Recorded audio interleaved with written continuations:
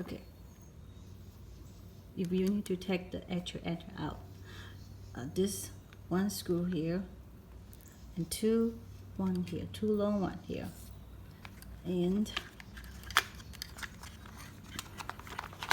you can take this out like this.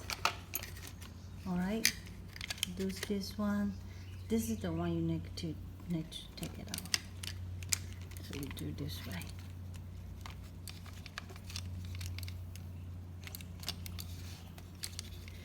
All right, come on.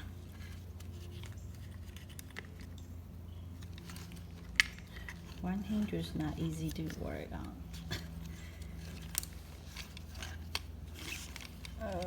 Okay, there you go. There you go. So that's the old one. And now we're going to put the new one. So the same thing.